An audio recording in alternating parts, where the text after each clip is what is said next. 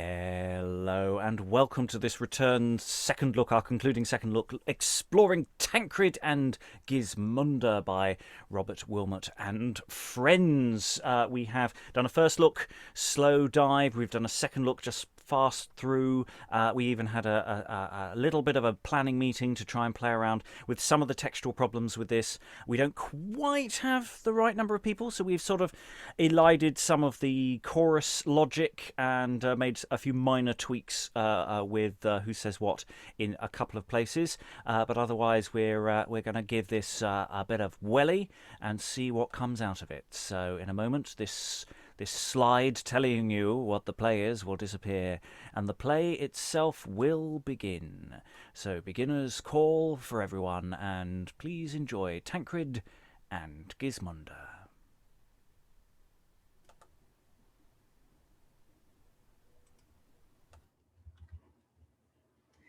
There rest my chariot on the mountain tops. I that in shape appear unto your sight, a naked boy, not clothed but with my wings. I'm that great god of love, who with his might ruleth the vast wide world and living things. This left hand bears vain hope, short joyful state, with fair resemblance lovers to allure. This right hand holds repentance all too late, war, fire, blood, and pains without reserve. On sweet ambrosia is not my food, nectar is not my drink. As to the rest of all the gods, I drink the lover's blood.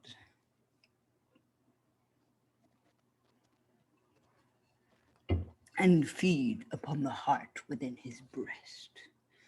Well hath my power in heaven and earth been tried, and deepest hell my piercing force hath known. The marble seas my wonders hath descried, which elder age throughout the world hath blown. To me the king of gods and men doth yield, as witness can the Greekish maid, whom I made like a cow, go glowing through the field, lest jealous Juno should the scape espy. The doubled night, the sun's restrained course, his secret stealths, the slander to eschew, in shape transformed, we list not to discourse. All that and more we forced him to do. The warlike Mars hath not subdued our might. We feared him not, his fury nor disdain, that can the gods record, before whose sight he lay fast wrapped in Vulcan's subtle chain. He that on earth hath not yet felt our power, let him behold the cruel spoil of thee, fair Troy, of Asia the flower, so foul defaced and leveled with the soil, who forced Leander with his naked breast so many nights to cut the frothy waves. But heroes love that lay enclosed in cest. The stoutest hearts to me shall yield them slaves. Who could have matched the huge Alcides' strength? Great Macedon, what force might have subdued? Wise Scipio, who overcame at length, but we, that are with greater force endued. Who could have conquered the golden fleece but Jason, aided by Medea's art? Who durst have stolen fair Helen out of Greece, but I, with love that boldened Paris' heart? What bond of nature, what restraint avails against our power? I vouch to witness truth. The Myrtree that with shamefast tears bewails her father's love, still weepeth yet for Ruth. But now this world, not seeing in these days such present proofs of our old daring power, disdains our name and seeketh sundry ways to scorn and scoff and shame us every hour. A brat, a bastard, an idle boy, a rod, a staff, a whip to beat him out and to be sick of love, a childish toy. These are mine honors, now the world about. My name disgraced, to raise up again therefore, and in this age mine ancient renown by mighty acts intending to restore. Down to the earth in wrath now am I come. As these your stubborn, and in this place, such wonders shall ye hear. As these your stubborn and disdainful hearts in melting tears and humble yielding fear shall soon relent by sight of others' smarts. This princely palace will I enter in, and there inflame the fair Gismunda so, enraging all her secret veins within. Through fiery love that she shall feel much woe, too late repentance, thou shalt bend my bow. Vain hope, take out my pale, dead, heavy shaft. Thou fair resemblance, forth shalt go. With brittle joy, myself will not be least, but after me comes death and deadly pain. Thus shall ye march till we return again. Meanwhile, sit still, and here I shall you show such wonders that at last with one accord ye shall relent and say that now you know love rules the world, love is a mighty lord. Oh, vain, unsteadfast state of mortal things, who trust this world leads to a brittle stay. Such fickle fruit his flattering bloom forth brings. Ere it be ripe, it falleth to decay. The joy and bliss that late I did possess, in weal at will, with one I loved best, is turned now into so deep distress, as teacheth me to know the world's unrest. For neither wit nor princely stomach serve against his force that slays without respect the noble and the wretch, nay doth reserve so much as one for worthiness elect. Ah me, dear Lord, what well of tears may serve to feed the streams of my fordulled eyes, to weep thy death, as thy death doth deserve, and wail thy want in full sufficing wise. Ye lamps of heaven, and all ye heavenly powers, wherein did he procure your high disdain? He never sought with vast, huge mountain towers to reach aloft and overview your reign?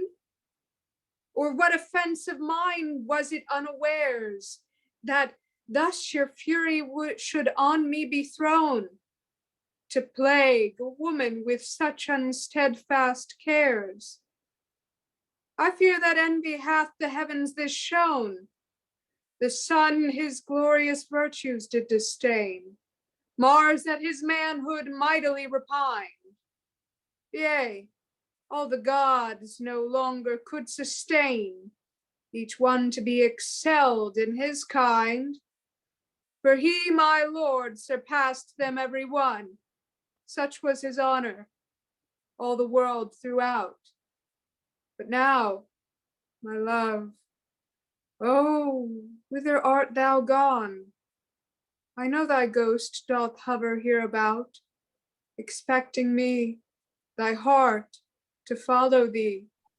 And I, dear love, would fain dissolve this strife, but stay a while, I may perhaps foresee some means to be disburdened of this life, and to discharge the duty of a wife, which is not only in this life to love, but after death her fancy not remove. Meanwhile, accept of these our daily rites, which with my maidens I shall do to thee, which is in songs to cheer our dying sprites, with hymns of praise of thy memory. Fair daughter, I have sought thee out with grief, to ease the sorrows of thy vexed heart. How long wilt thou torment thy father thus, who daily dies to see the needless tears, such bootless plaints that know no mean nor end, do but increase the floods of thy lament?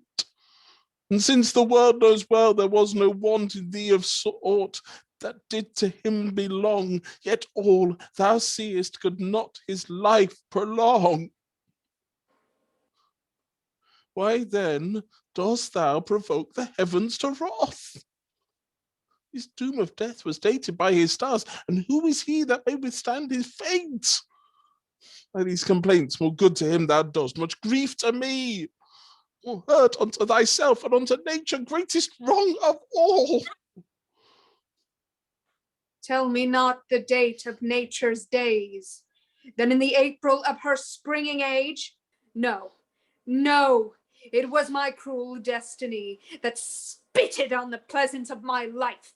My daughter knows the proof of nature's course. For as the heavens do guide the lamp of life, so can they reach no further forth the flame, than whilst with oil they do maintain the same. Cursed be the stars, and vanish may they cursed, or fall from heaven that in their dire aspect abridged the health and welfare of my love. Gismund, my joy, set all these griefs apart.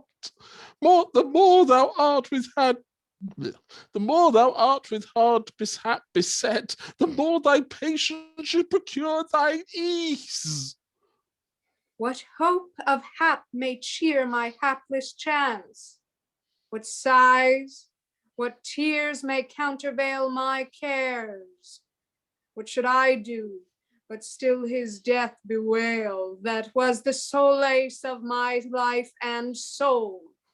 Now, I want the wanted guide and stay of my desires and of my reckless thoughts. My lord, my love, my life, my liking gone, in whom was all the fullness of my joy, to whom I gave the first fruits of my love, who with the comfort of his only sight all care and sorrows could from me remove. But, Father, now my joys forepast to tell, do but revive the horrors of my hell, as she that seems in darkness to behold the gladsome pleasures of that cheerful light. What then avails thee fruitless thus to rue his absence? The heavens cannot return. Impartial death thy husband did subdue, yet hath he spared thy kingly father's life, who during life to thee a double stay as father and as husband will remain, with double love to ease thy widow's want, of whose want is the cause of thy complaint. Forbear thou therefore all these needless tears that nip the blossoms of thy beauty's pride. Father, these tears love challengeth of doom. But reason saith thou shouldst the same subdue. His funerals are yet before my sight. In endless moans princes should not delight. The turtle pines in loss of her true mate. And so continues poor and desolate. Who can forget such a jewel of such price? She that hath learned to master her desires. Let reason work what time doth easily frame in meanest wits to bear the greatest ills. So plenteous are the springs of sorrows that increase my passions, as neither reason can recure my smart, nor can your care nor fatherly comfort appease the stormy combats of my thoughts. Such is the sweet remembrance of his life. Then give me leave of pity me, and as I can, I shall allay these griefs. These solitary walks thou dost frequent yield fresh occasions to thy secret moans. We will therefore thou keep us company, leaving thy maidens with their harmony. when thou with us, virgins, withdraw yourselves.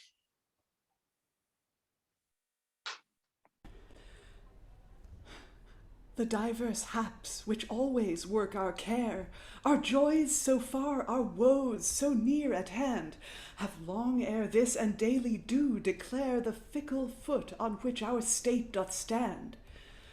Who plants his pleasures here to gather root, and hopes his happy life will still endure, let him behold how death, with stealing foot, steps in when he shall think his joys most sure. No ransom serveth to redeem our days. If prowess could preserve or worthy deeds, he yet had lived whose 12 labors displays his endless fame, and yet his honor spreads. And that great king that with so small a power bereft the mighty Persian of his crown, doth witness well our life is but a flower, though it be decked with honor and renown.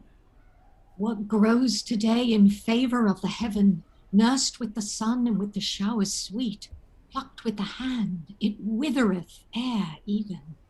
So pass our days, even as the rivers fleet. The valiant Greeks that unto Troia gave the 10 years' siege, left but their names behind. And he that did so long and only save his father's walls, found there at last his end. Proud Rome herself, that whilom laid her yoke on the wide world, and vanquished all with war, yet could she not remove the fatal stroke of death from them that stretched her power so far. Look what the cruel sisters once decreed, the Thunderer himself cannot remove. They are the ladies of our destiny, to work beneath what is conspired above. But happy he that ends this mortal life by speedy death, who is not forced to see the many cares, nor feel the sundry griefs which we sustain in woe and misery. Here fortune rules, who, when she lists to play, whirleth her wheel and brings the high full low. Tomorrow takes what she hath given today, to show she can advance and overthrow. Not Euripus' unquiet flood so oft ebbs in a day and floweth to and fro, as fortune's change plucks down that was aloft, mingleth joy with interchange of woe. Who lives below, and feeleth not the strokes which oftentimes on highest towers do fall, nor blustering winds wherewith the strongest oaks are rent and torn, his life is surest of all. For he may fortune scorn that hath no power on him that is well pleased with his estate. He seeketh not her sweets, nor fears her sour, but lives contented in his quiet rate. And marking how these worldly things do vade, rejoiceth to himself, and laughs to see the folly of men, that in their wits have made fortune a goddess, place it in the sky.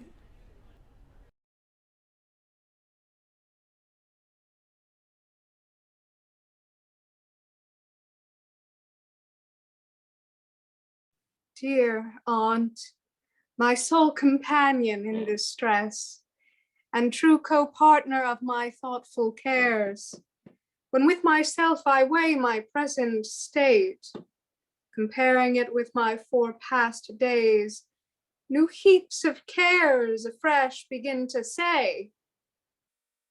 My pensive heart, as when the glittering rays of bright Phoebus are suddenly o'erspread with dusky clouds that dim his golden light.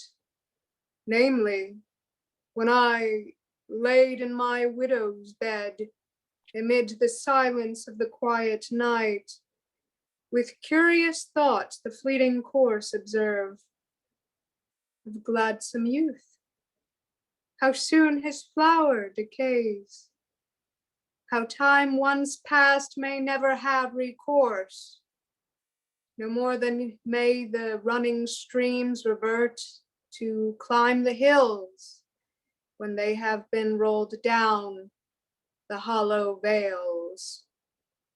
There is no curious art nor worldly power, no.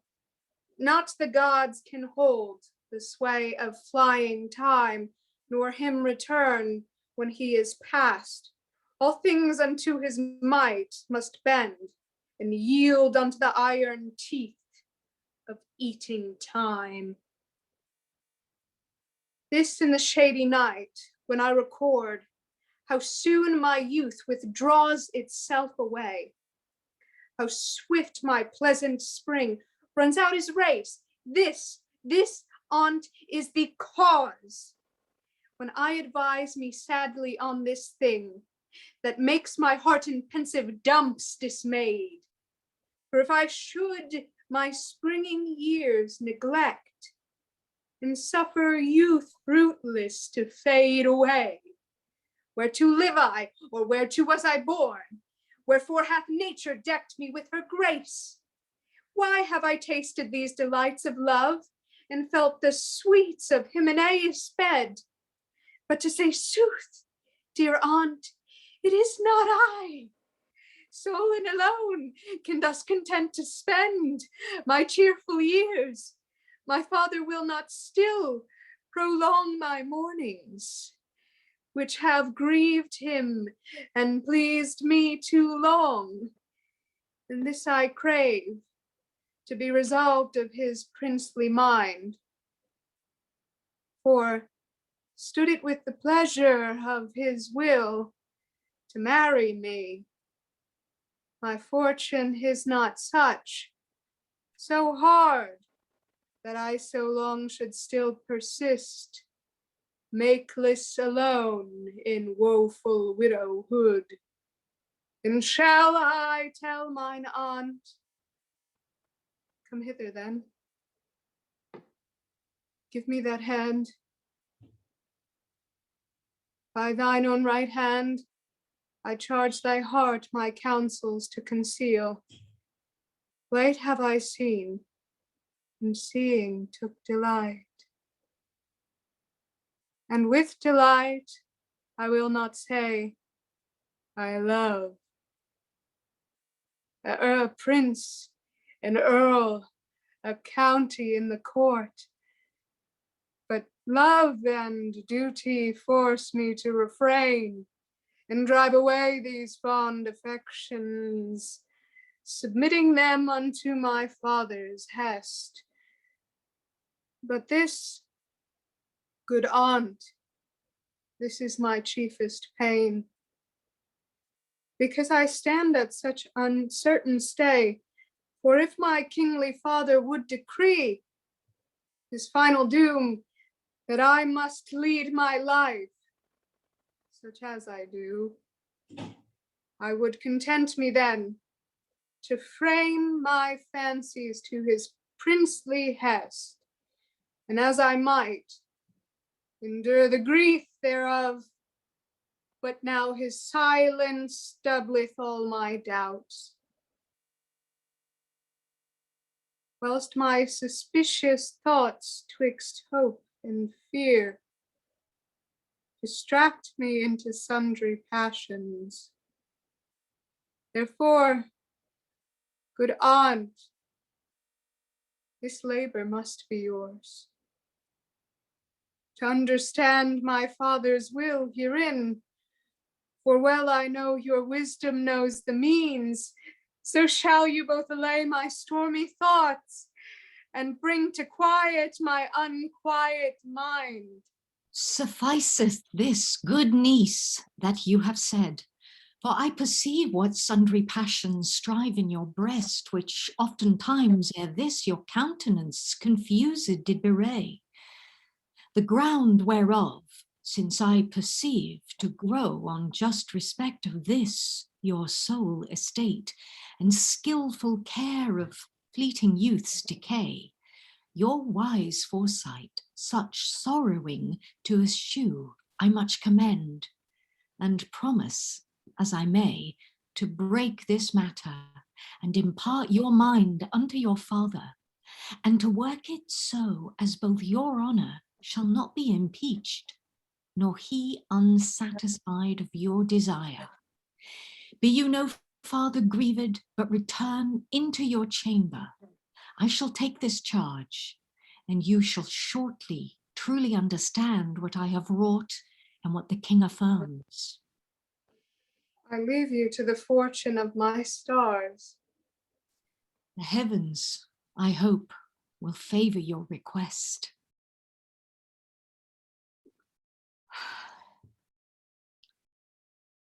My niece shall not impute the cause to be in my default, her will should want effect. But in the king is all my doubt, lest he my suit for her new marriage should reject. Yet shall I prove him. And I heard it said he means this evening in the park to hunt. Here will I wait, attending his approach. Uncouple all our hounds, lords to the chase. Fair sister Lucrece, what's the news with you? Sir, as I always have employed my power and faithful service, such as lay in me in my best wise to honour you and yours, so now my bounden duty moveth me, your majesty most humbly, to entreat with patient ears, to understand the state of my poor niece, your daughter. What of her? Is she not well? Enjoys she not her health? Say, sister, ease me of this jealous fear. She lives, my lord, and hath her outward breath, but all the danger of her sickness lies in the disquiet of her princely mind. Resolve me. What afflicts my daughter so? Since when the princess hath entombed her lord, her late deceased husband of renown, brother, I see and very well perceive, she hath not closed together in his grave all sparks of nature, kindness, nor of love. But as she lives, so living may she feel such passions as our tender hearts oppress, subject unto the impressions of desire. For well I wot my niece was never wrought of steel, nor carved from the stony rock.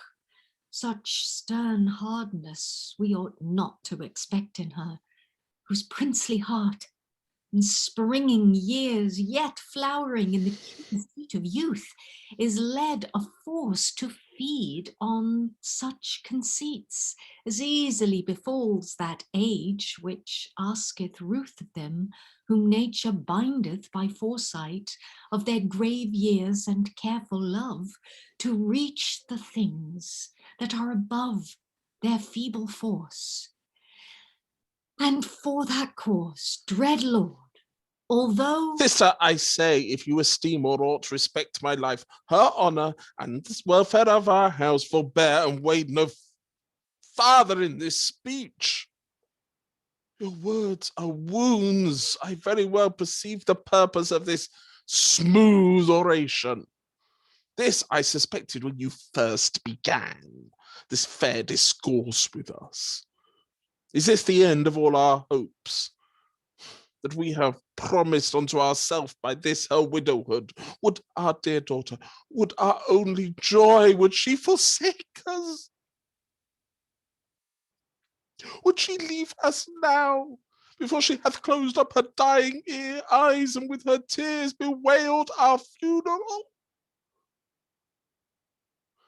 No other solace doth her father crave, but whilst the fates maintain his dying life, her helpful presence gladsome to his soul, which rather than he willing would forego. His heart desires the bitter taste of death. Her late marriage hath taught us to our grief that in the fruits of her perpetual sight consists the only comfort and relief of our unwieldy age. For what delight, what joy, what comfort have we in this world? now grown in years and overworn with cares, subject unto the sudden stroke of death, already falling like the mellowed fruit and dropping by degrees into our grave.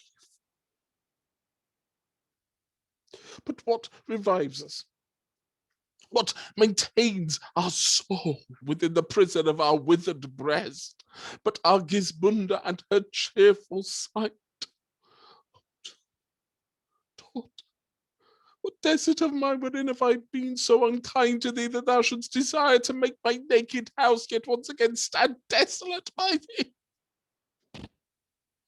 Oh, let such fancies vanish with their thoughts.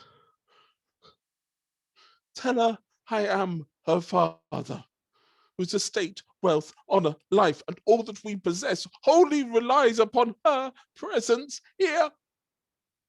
Tell her I must account her all my joy. Work as she will, but yet she were unjust to haste his death that liveth by her side. Her gentle heart abhors such ruthless thoughts. And let her not give place to these desires. She craves the right that nature challengeth. Tell her the king commandeth otherwise. The king's commandment always should be just. Whate'er it be, the king command is just.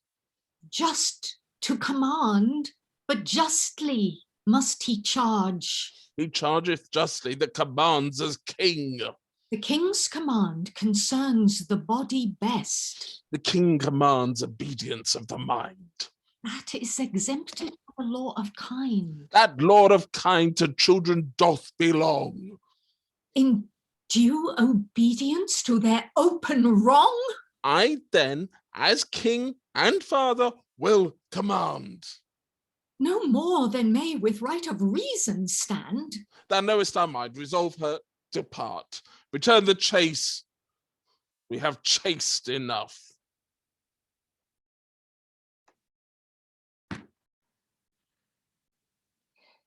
He cannot hear.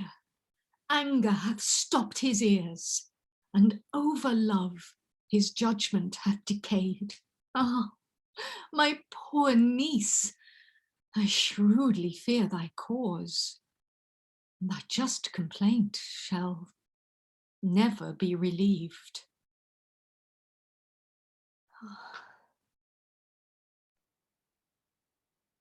By this I hope my aunt hath moved the king, and knows his mind, and makes return to me, to end at once all this perplexity.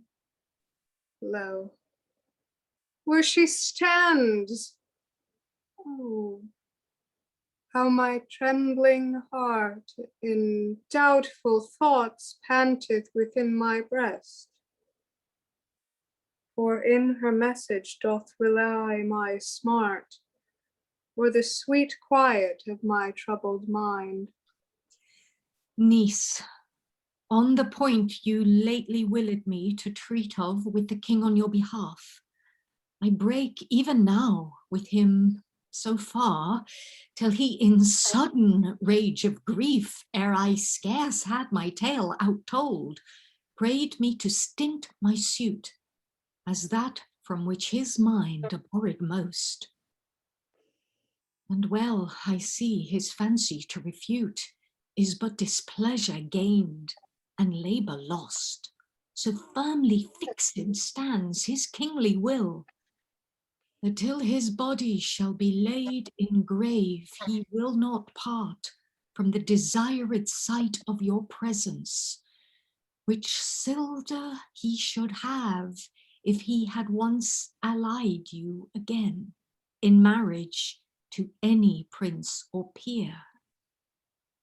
This is his final resolution. A resolution that resolves my blood into the icy drops of Lethe's flood. Therefore my counsel is, you shall not stir, nor farther wade in such a case as this. But since his will is grounded on your love, and that it lies in you to save or spill his old fore-wasted age, You ought to shew the thing that grieves so much his crazed heart, and in the state you stand, content yourself. And let this thought appease your troubled mind, that in your hands relies your father's death or blissful life. And since without your sight he cannot live, nor can his thoughts endure your hope of marriage, you must then relent and overrule these fond affections, lest it be said you wrought your father's end. Dear aunt, I have with patient ears endured the hearing of my father's hard behest.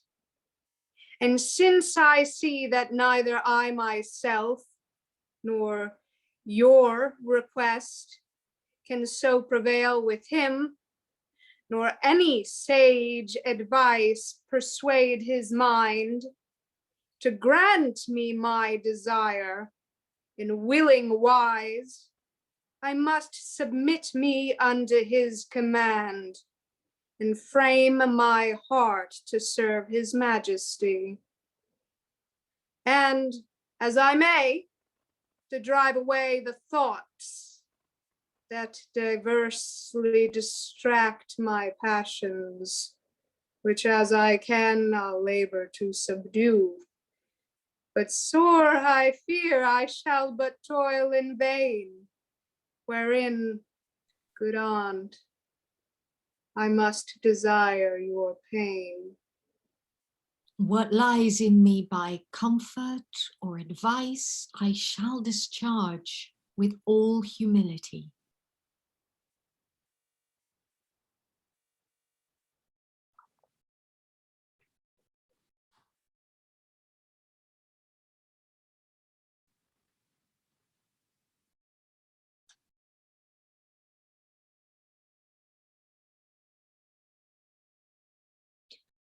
Who marks our former times and present years, what we are now, and looks what we have been, he cannot but lament with bitter tears the great decay and change of all women. For as the world wore on and waxed old, so virtue quailed and vice began to grow, so that age that whilom was of gold is worse than brass, more vile than iron now. The times were such that if we ought to believe of elder days, women examples were of rare virtues. Lucrece disdained to live longer than chaste, and boldly, without fear, took sharp revenge on her enforced heart with her own hands. For that it not withstood the wanton will, but yielded to the force of proud Tarquin, who bought her fame with blood. Queen Artemisia thought an heap of stones, although they were the wonder of that age, a worthless grave, wherein to rest the bones of her dear lord. But with bold courage she drank his heart and made her lovely breast his tomb, and failed not of wifely faith, of promised love, and of a bound behest, until she ended had her days by death. Ulysses' wife, such was her steadfastness, abode his slow return whole 20 years, and spent her youthful days in pensiveness, bathing her widow's bed with brinish tears.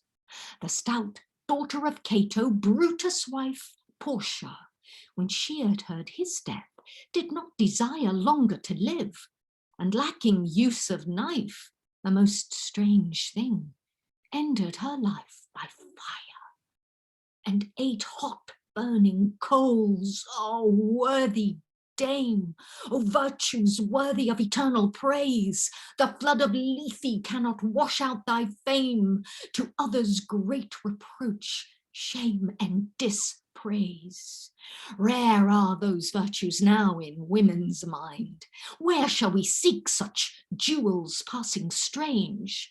Scarce can you now among 1,000 find one woman steadfast, all delight in change. Mark but this princess that lamented here of late so saw her noble husband's death, and thought to live alone, without a peer. Behold, how soon she changed hath that breath. I think those ladies that have lived to fore, a mirror and a glass to womankind, by those their virtues they did set such store, that unto us they none bequeathed behind. Else in so many years we might have seen as virtuous as ever they have been. Yet let not us maidens condemn our kind, because our virtues are not all so rare. For we may freshly yet record in mind, there lives a virgin, one without compare, who of all graces hath a heavenly share, in whose renown and for whose happy days let us record this paean of her praise. So now they feel what lordly love can do, that proudly practice to deface his name. In vain they wrestle with so fierce a foe, of little sparks arise a blazing flame.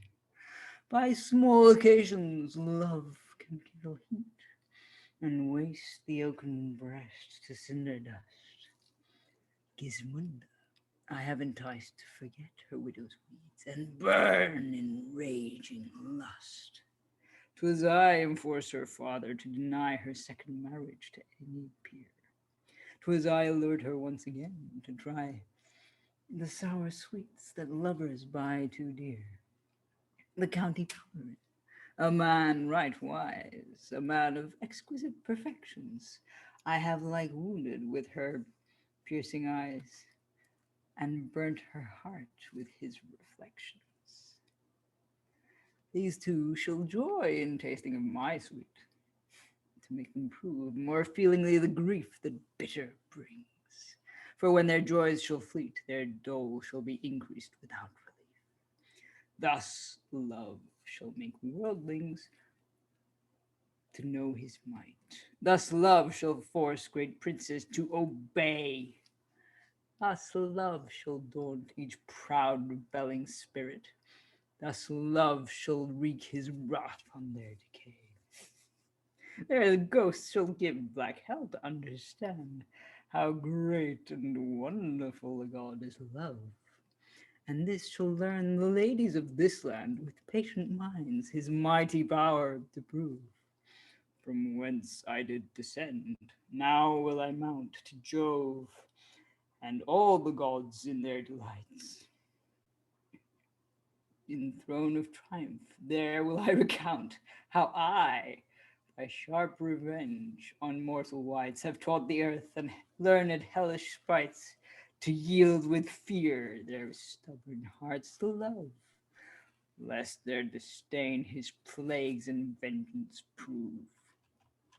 Pity that moveth every gentle heart to rue their griefs that be distressed in pain, enforceth me to wail my niece's smart, whose tender breast no long time may sustain the restless toil that her unquiet mind hath caused her feeble body to endure.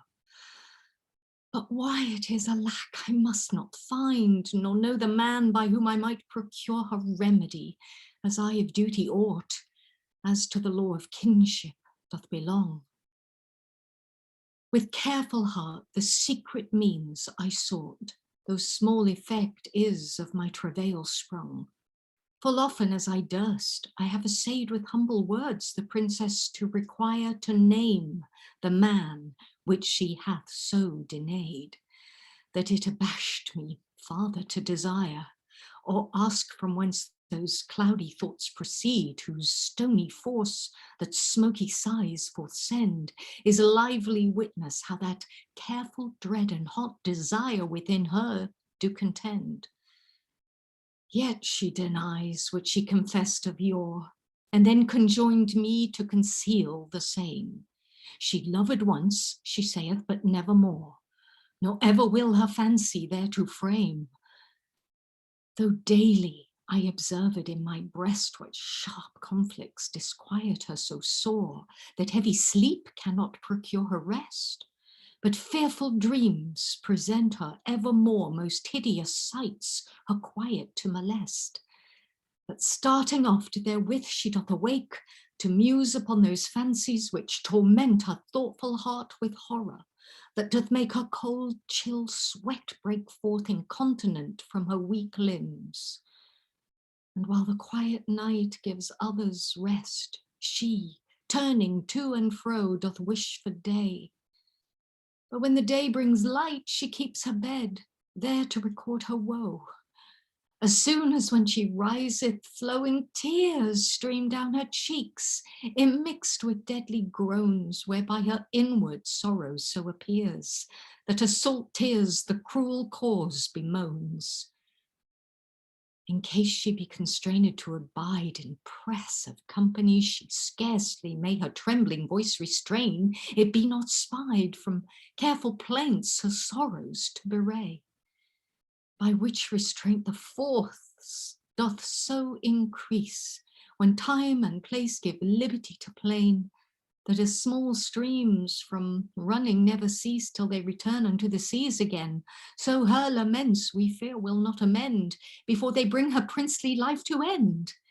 In others' talk, when as she should attend, her heaped cares her senses so oppress, that what they speak or whereto their words tend, she knows not, as her answers do express.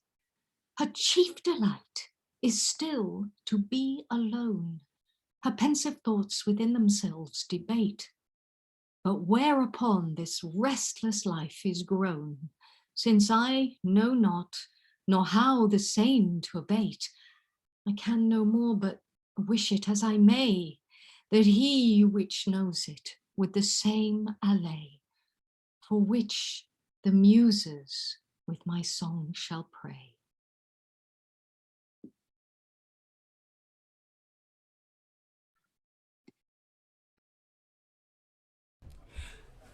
Leave me, my friends.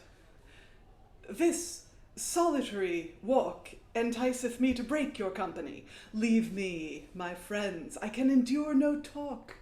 Let me entreat this common courtesy.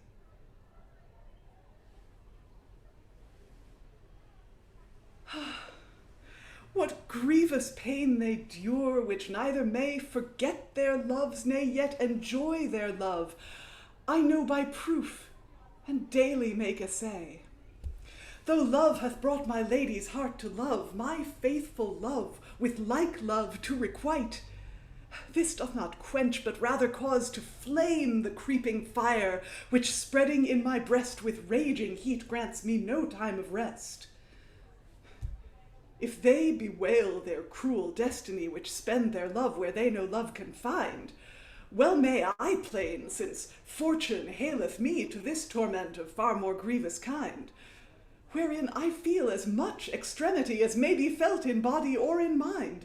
For by that sight which should recure my pain, my sorrows are redoubled all in vain. Now I perceive that only I alone am her beloved, her looks assure me so. Then the thought thereof provokes me to bemoan her heavy plight that grieveth at my woe. This intercourse of our affections, I her to serve, she thus to honor me, bewrays the truth of our elections, delighting in this mutual sympathy. Thus love for love entreats the queen of love, that with her help love's solace we may prove. I see my mistress seeks as well as I to stay the strife of her perplexed mind. Full fain she would our secret company, if she the wished way thereof might find. Heavens, have ye seen, or hath the age of man recorded such a miracle as this, in equal love two noble hearts to frame, that never spake one with another's bliss? I am assured that she doth assent to my relief, that I should reap the same if she could frame the means of my content, keeping herself from danger of defame. In happy hour right now I did receive this cane from her, which gift, though it be small, receiving it, what joys I did conceive within my fainting spirits therewithal. Who knoweth love aright may well conceive by like adventures that to them befall. For needs the lover must esteem that well which comes from her with whom his heart doth dwell. Assuredly, it is not without cause she gave me this. Something she meant thereby, for therewithal I might perceive her pause a while, as though some weighty thing did lie upon her heart, which she concealed, because the standers by should not our loves descry. This clift bewrays that it hath been disclosed. Perhaps herein she hath something enclosed. O thou great thunderer, who would not serve when wit with beauty chosen hath their place? Who could devise more wisely to conserve things from suspect? O Venus, for this grace that deigns me all unworthy to deserve so rare a love, in heaven I should thee place. This sweet letter some joyful news contains. I hope it brings recure to both our pains. Mine own, as I am yours, whose heart I know no less than mine, for lingering help of woe doth long too long, love, tendering your case and mine, hath taught recure of both our pain.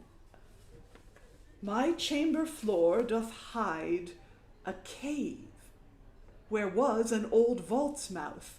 The other in the plain doth rise southward a furlong from the wall. Descend you there, this shall suffice. And so I yield myself, mine honor, life, and all to you. Use you the same as there may grow your bliss and mine earl, and that the same free may abide from danger of defame. Farewell, and fare so well as that your joy, which only can, may comfort my annoy. Yours more than her own, Gismund. Oh, blissful chance my sorrows to assuage, wonder of nature, marvel of our age, comes this from Gismund. Did she thus enfold the letter in the cane? May it be so. It were too sweet a joy. I am deceived. Why shall I doubt? Did she not give it me? Therewith she smiled, she joyed. She wrought the cane, and with her own sweet hand she gave it me. And as we danced, she dallied with the cane. Sweetly whispered I should be her king. And with this cane, the scepter of our rule, command the sweets of her surprised heart. Therewith she wrought from her alluring locks this golden tress, the favor of her grace, and with her own sweet hand she gave it me. O peerless queen, my joy, my heart's decree, and thou, fair letter, how shall I welcome thee? Both hand and pen wherewith thou written wert, blessed may ye be such solace that impart, and blessed be this cane and he that taught thee to descry the hidden entry thus, not only through a dark and dreadful vault, but fire and sword, and through whatever be, mistress of my desires, I come to thee! Right mighty is thy power, O cruel love. High Jove himself cannot resist thy bow. Thou sent'st him down, e'en from the heavens above, in sundry shapes, here to the earth below. Then how shall mortal men escape thy dart, the fervent flame and burning of thy fire, since that thy might is such, and since thou art both of the seas and lands, the Lord and Sire? But why doth she that sprang from Jove's high head and Phoebus' sister sheen despise thy power nor fear thy bow? Why have they always led a maiden life and kept untouched the flower? Why doth Aegisthus love, and to obtain his wicked will conspire his uncle's death? Or why doth Phaedra burn, from whom is slain Theseus' chaste son, or Helen, false of faith? For love assaults not but the idle heart, and such as live in pleasure and delight. He turneth oft their gladsome joys to smart, their play to plaint, their sport into despite. 'Tis true that Dian chaseth with her bow the flying hart, the goat and foamy boar, by hill, by dale, in heat, in frost and snow. She recketh not, but laboureth evermore. Love seeks not her, nor knoweth where to find. Whilst Paris kept his herd on Ida down, Cupid ne'er sought him out, for he is blind. But when he left the field to live in town, he fell into his snare, and brought that brand from Greece to Troy, which after set on fire strong Ilium and all the Phrygian land. Such are the fruits of love, such is his hire, who yieldeth unto him his captive heart, ere he resist, and holds his open breast withouten war to take his bloody dart. Let him not think to shake off when him list his heavy yoke. Resist his first assault. Weak is his bow, his quenched brand is cold. Cupid is but a child, and cannot daunt the mind that bears him or his futures virtues bold. But he gives poison so to drink in gold, and hideth under pleasant baits his hooks. But ye beware, it will be hard to hold your greedy minds, but if ye wisely look, what sly snake lurks under those flowers gay, but ye mistrust some cloudy smokes, and fear a stormy shower after so fair a day, ye may repent, and buy your pleasure dear, for seldom times is Cupid wont to send unto an idle love a joyful end.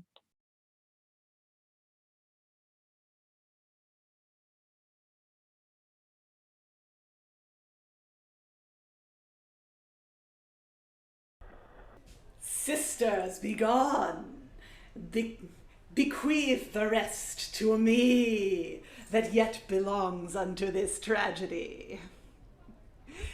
Vengeance and death from forth the deepest hell I bring the cursed house where Gismund dwells, sent from the grisly god that holds his reign in Tartar's ugly realm, where Pelops' sire did with his own son flesh, whom he had slain, did feast the gods.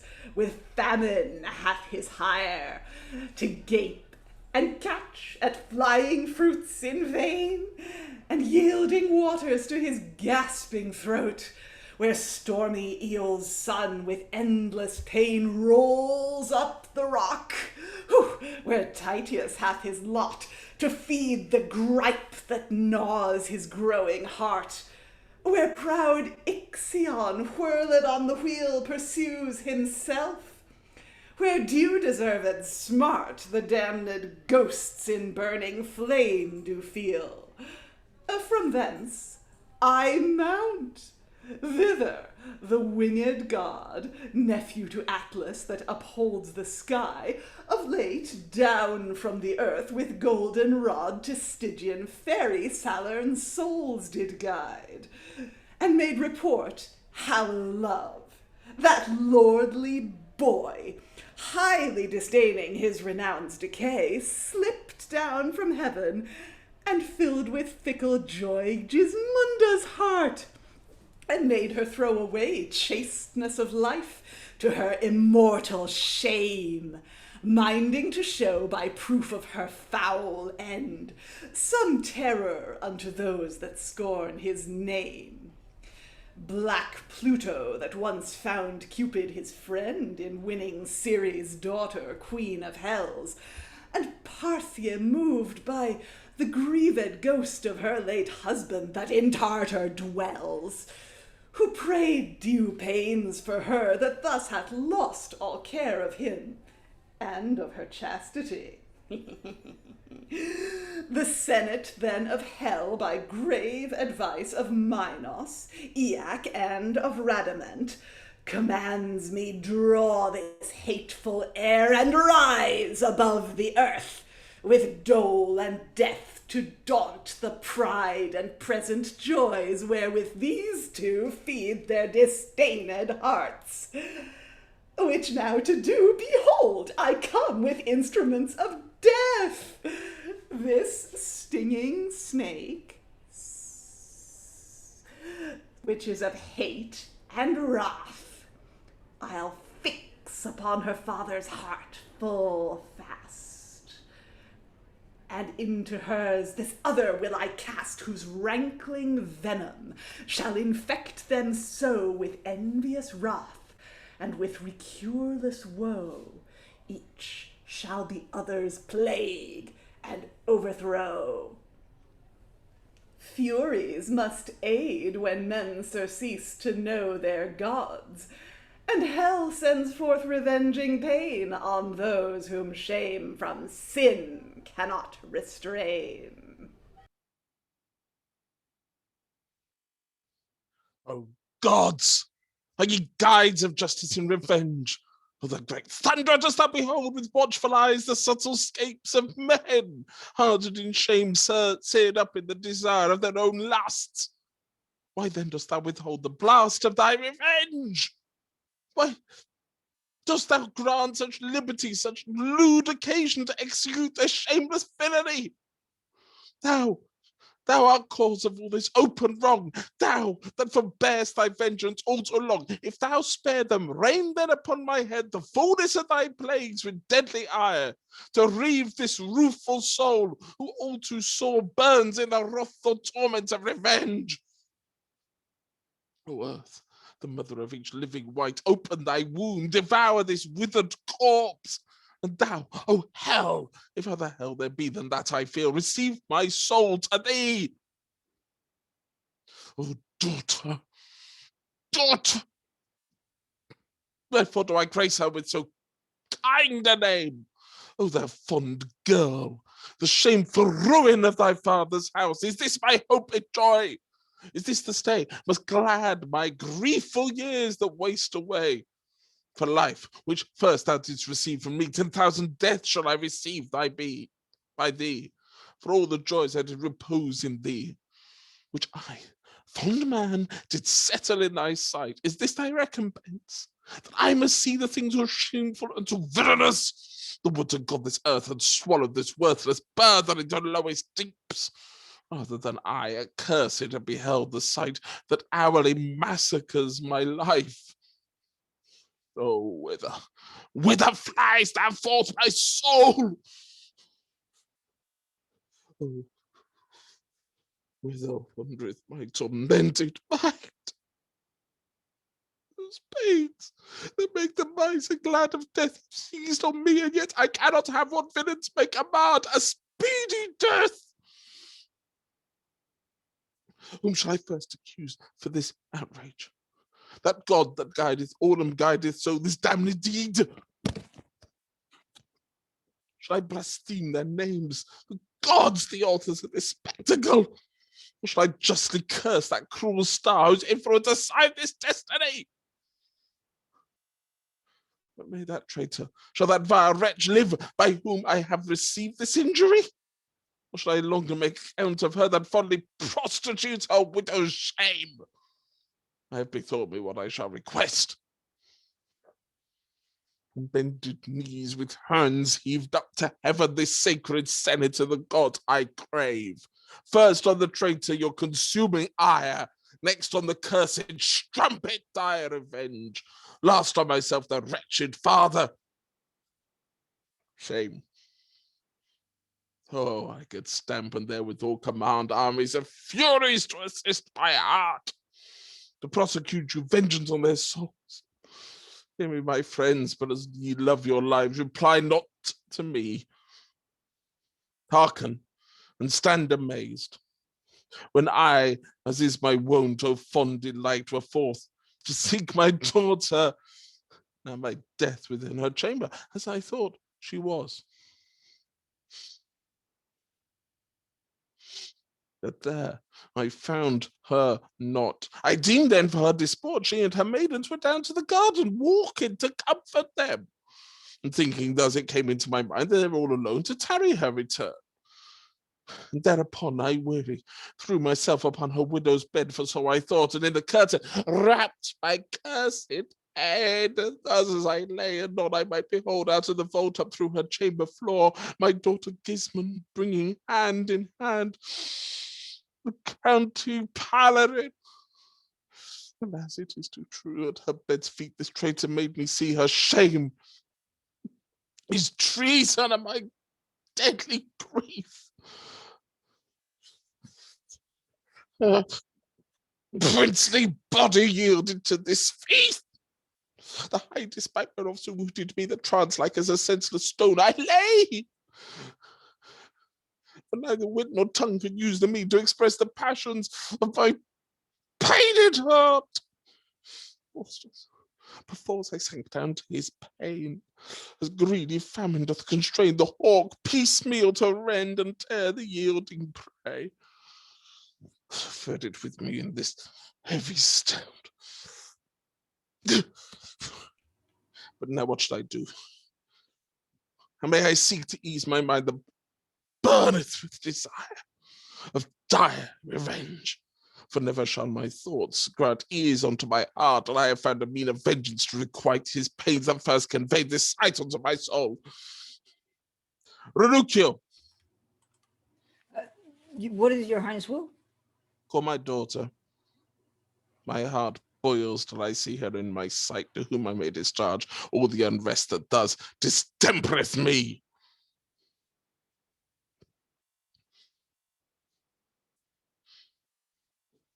Should I destroy them both? Oh, gods, you know now how near and dear our daughter is to us, and yet my rage persuades me to embroom my thirsty hands in both their trembling bloods, therewith to cool my wrathful fury's heat. The nature, why repinest thou at this thought? Why should I think upon a father's debt to her that thought not on a daughter's due? But still methinks, if I should see her die, and there will reflect her dying eyes upon mine eyes, that sight would split my heart. Not much unlike the cockatrice that slays the object of his foul infections. Oh, what a conflict does my mind endure! Now fight my thoughts about my passions. Now strive my passions against my thoughts. Now sweats my heart. Now chill cold falling dead. Help, heavens, and succor, ye celestial powers. Infuse your secret virtue on my soul. Shall nature win? Shall justice not prevail? Shall I, a king, be proved partial? How shall our subjects in insult on us when our examples that are like to them shall be eclipsed with our proper deeds? And may the arms be rented from the tree, the members from the body be dissevered, and can the heart endure no violence? My daughter is to me mine only heart, my life, my comfort, my continuance. Shall I be then not only so unkind to pass on nature's strength and cut her off, but therewith also cruel to myself against all law of kind, to shred in twain the golden thread that others both maintain? But were it that my rage should so command, and I consent to her untimely death, were this an end to all our miseries? No. No. A ghost will pursue her life, and from the deep her bloodless ghastful spirit will, as my shadow in the shining day, follow my footsteps, or till she take revenge. I will do thus. Therefore the traitor dies, because he scorned the favour of his king, and our displeasure willfully incurred his slaughter. With her sorrow for his blood shall to our rage supply delightful food. Julio. What is it your majesty commands? Julio, if we have not hope in our vein, nor all the trust we do repose in thee, now must we try, if thou approve the same, head in thy force and wisdom we must see, for our command requires them both of thee. How by your grace's bounty I am bound beyond the common bond, wherein each man stands bounden to his king. How I have found honour and wealth, if I favour in your sight, I do acknowledge with most thankful mind. My truth, with other means to serve your grace, whatever you in honour shall assign, hath sworn her power true vassal to your hest. For proof, but let your majesty command, I shall unlock the prison of my soul. Though unkindly horror would gainsay, yet in obedience to your highness will, by whom I hold the tenor of this life, this hand and blade will be the instruments to make pale death to grapple with my heart. Well, to be short, for I am grieved too long by wrath without revenge, I think you know well on there was a palace building strong for war within our court, whose dreadless peace have planted now a weaker entrance. But of that palace, yet one vault remains within our court, the secret way whereof is to our daughter Gismund's chamber laid. There is also another mouth hereof without our wall, which now is overgrown. But you may find it out, for yet it lies directly south of furlong from our palace. It may be known, hard by an ancient stoop where grew an oak in elder days decayed. There will we what you watch. There shall you see a villain traitor mount out of a vault. Bring him to us. It is the Earl Palarin. What is his fault? Neither shall you inquire, nor list we to disclose. These cursed eyes have seen the flame, this heart have felt the fire that cannot else be quenched but with his blood. This must be done. This will we have you do. Both this and else whatever you think good.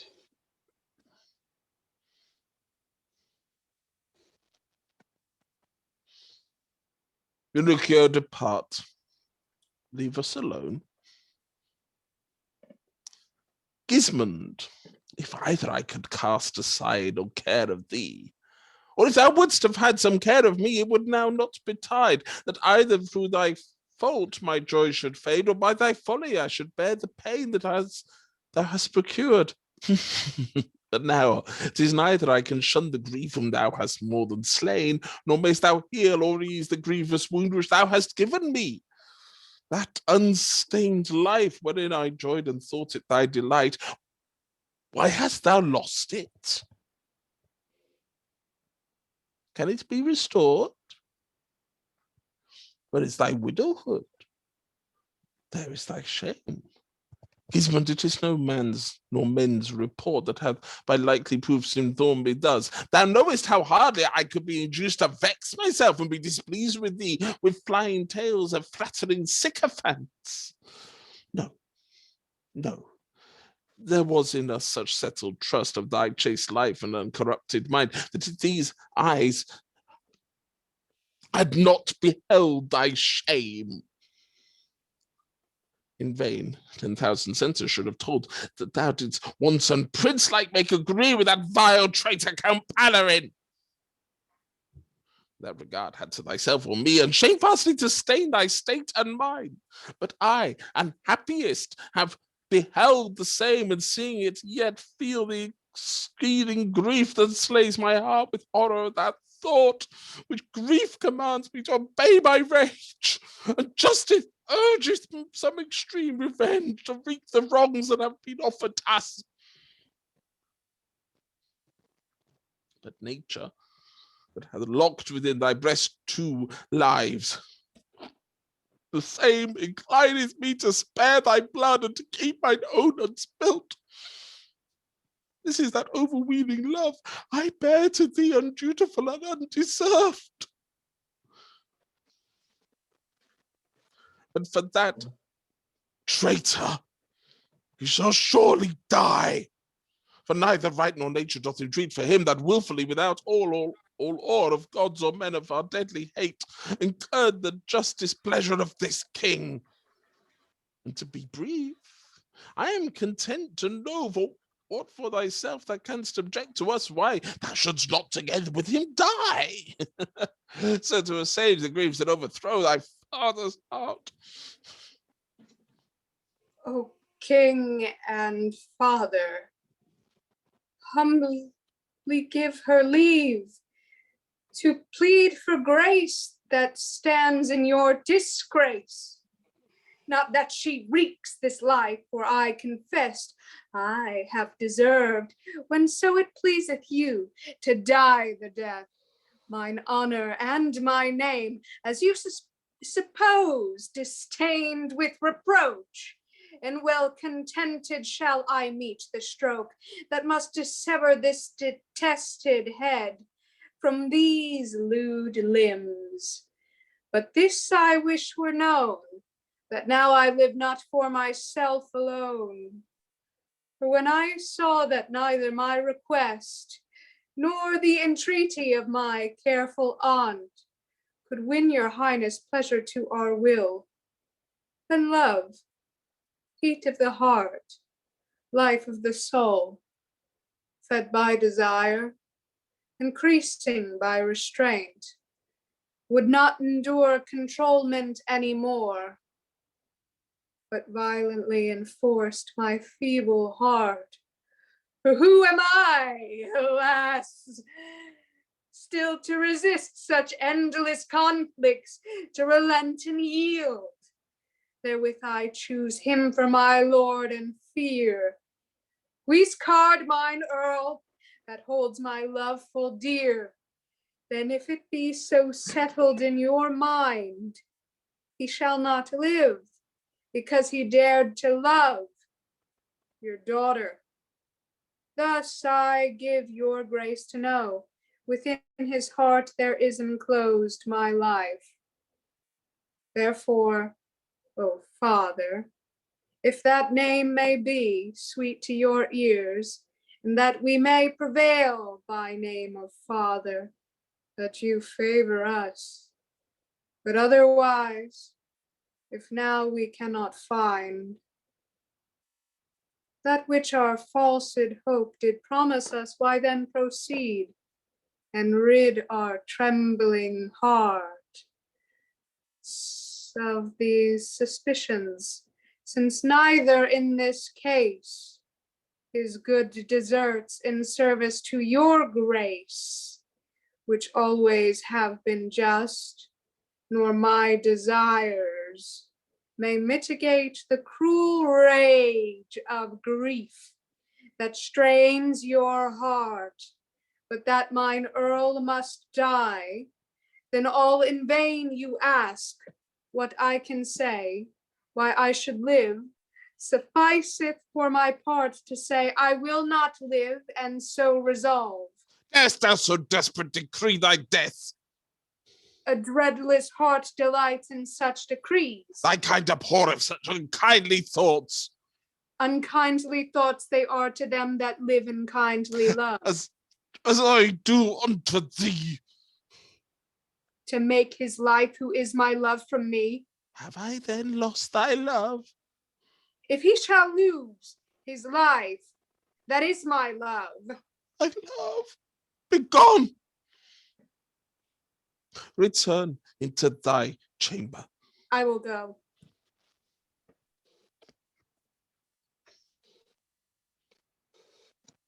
If please your highness, hither have we brought this captive earl, as you commanded us, whom, as we were foretold, even there we found, whereby your majesty we were enjoined to watch for him.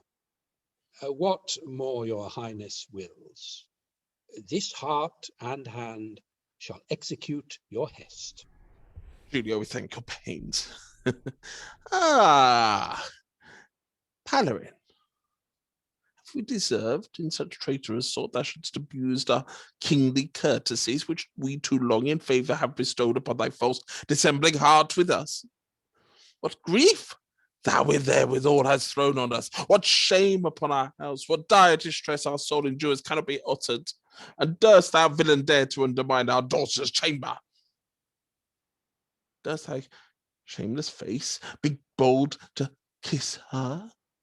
The rest we will conceal, suffice if that thou art knowest. I too well know all thy proceedings in thy private shames. Hiren, what hast thou won? Thine own content with the displeasure of thy lord and king, the thought whereof, if thou hadst had in mind the least remorse of love and loyalty, might have restrained thee from so foul an act. But Palarin, what may I deem of thee, whom neither fear of gods nor love of him whose princely favour have been thine uprayer could quench the fuel of thy lured desires? Wherefore, content thee that we are resolved, and therefore laid to snare thee with this bait, that thy just death with thine effused blood shall cool the heat and colour of our mood. My lord the king, neither do I mislike your sentence, nor do your smoking sighs reached from the entrails of your boiling heart disturb the quiet of my calmed thoughts. For this I feel, and by experience prove, such is the force and endless might of love, that never shall the dread of carrion death that hath envied our joys invade my breast. For if it may be found a fault in me that evermore hath loved your majesty, likewise to honour and to love your child, if love unto you both may be a fault, but unto her my love exceeds compare, then this hath been my fault, for which I joy, that in the greatest lust of all my life I shall submit, for her sake, to endure the pangs of death. O mighty Lord of love, strengthen thy vassal boldly to receive large wounds into this body for her sake. Then use my life or death, my lord and king, for your relief, to ease your grieved soul. For whether I live, or else that I must die to end your pains, I am content to bear, knowing by death I shall bewray the truth of that sound heart which living was her own, and died alive for her that lived mine.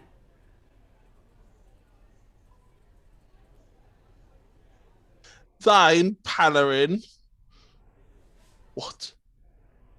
Lives my daughter thus?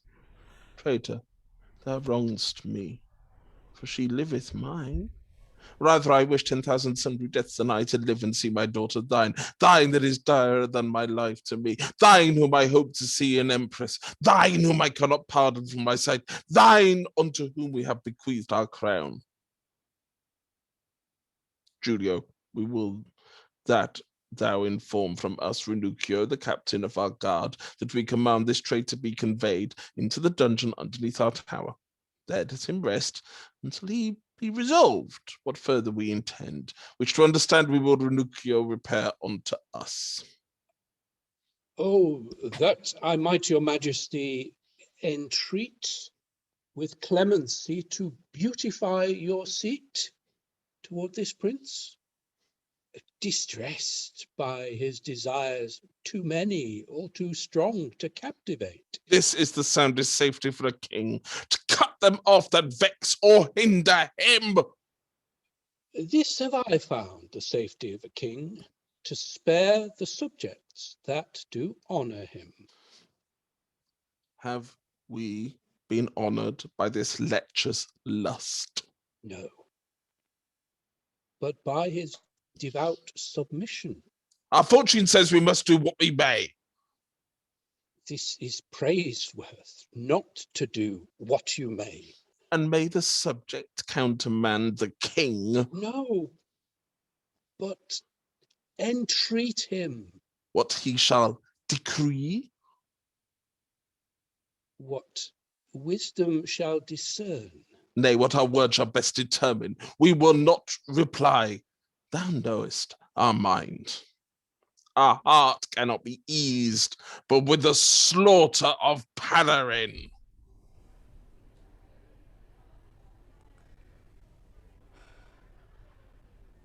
O thou great God, who from thy highest throne hath stooped down and felt the force of love, bend gentle ears unto the woeful moan of me, poor wretch, to grant that I require.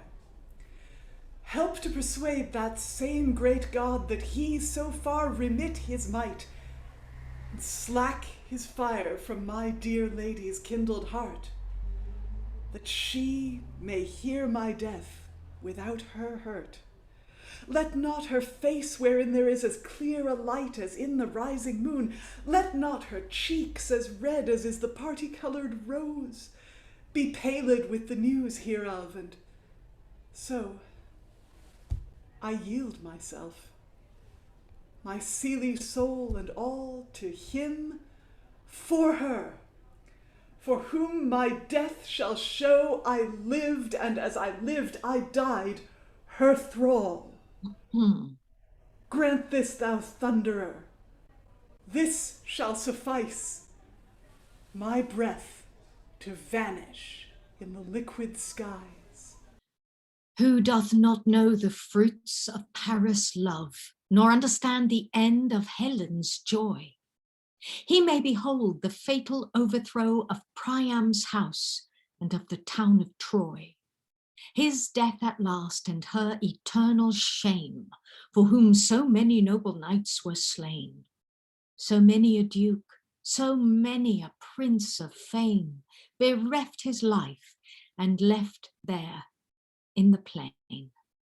Medea's armed hand, Eliza's sword, wretched Leander drenched in the flood, Phyllis so long that waited for her lord, all these too dearly bought their loves with blood. But he in virtue that his lady serves, ne wills but what under her honour longs. He never from the rule of reason swerves. He feeleth not the pangs nor raging throngs of blind Cupid. He lives not in despair, as do his servants, neither spends his days in joy and care, vain hope and throbbing fear, but seeks alway what may his sovereign please in honour.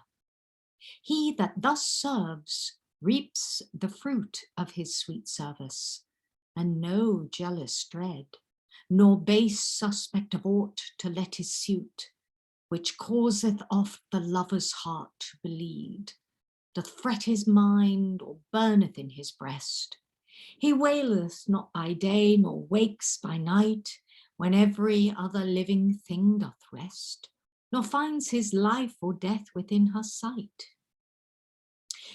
Remember thou in virtue, serve therefore thy chaste lady.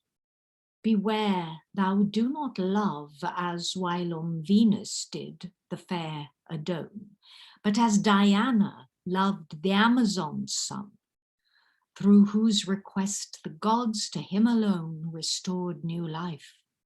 The twine that was undone was by the sisters twisted up again. The love of virtue in thy lady's looks, the love of virtue in her learned talk. This love yields matter for eternal books. This love enticeth him to walk abroad, there to invent and write new roundelays of learned conceit, her fancies to allure to vain delights. Such humours he allays and sings of virtue and her garments pure. Desire not of thy sovereign the thing whereof shame may ensue by any mean, nor wish thou aught that may dishonour bring. So whilom did the learned Tuscan serve his fair lady, and glory was their end. Such are the praises lovers do deserve, whose service doth to virtue and honour tend.